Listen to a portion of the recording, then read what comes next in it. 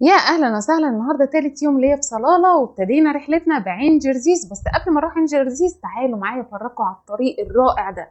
طول ما انتوا ماشيين مش بتشوفوا حاجه غير خضره، والجبال كلها خضره، ومنظر الضباب وهو نازل على الجبل بجد منظر رائع. سبحان الله على جمال المنظر بجد. وما تستغربوش ابدا وانتوا ماشيين لاقيين الجمال على طريقكم، لانك طول ما انت ماشي في صلاله بتشوف الجمال، بتشوف الخرفان، بتشوف البقر بالمنظر ده، سايبينه سارح كده علشان ياكل من الخضرة اللي موجودة في موسم خريف صلالة.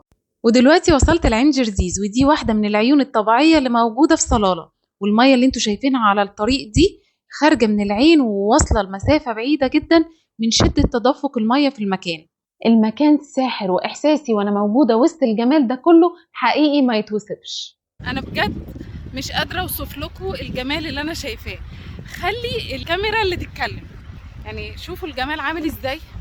بجد حاجه في منتهى الجمال، كانك بالظبط في شرق اسيا، اماكن اللي هي فيها طبيعه خلابه زي دي، وجبال مليانه بالاشجار والخضار اللي انتوا شايفينه ده.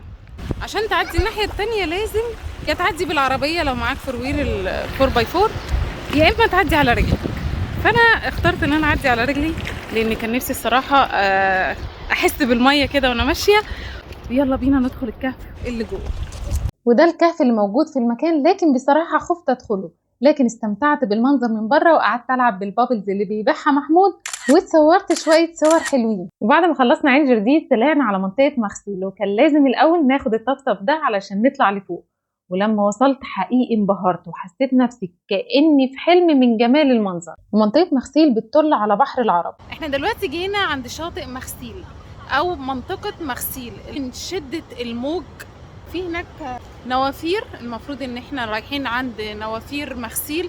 النوافير دي من شدة الموج بتطلع المية لفوق.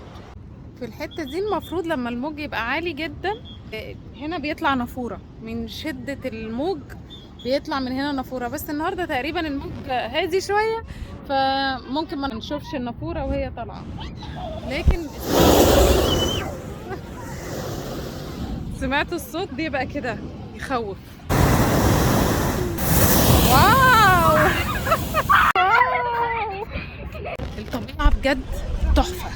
يعني شاطئ المغسيل هو بعيد شوية، يعني يبعد تقريبا ساعة ونص عن المكان اللي احنا قاعدين فيه مثلا منطقة السعادة، لكن يستاهل الصراحة المشوار.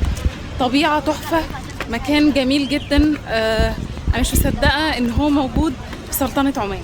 بجد بجد يا جماعة المكان يستاهل، صلالة تستاهل، عمان كلها تستاهل ان انتوا تيجوا تشوفوه.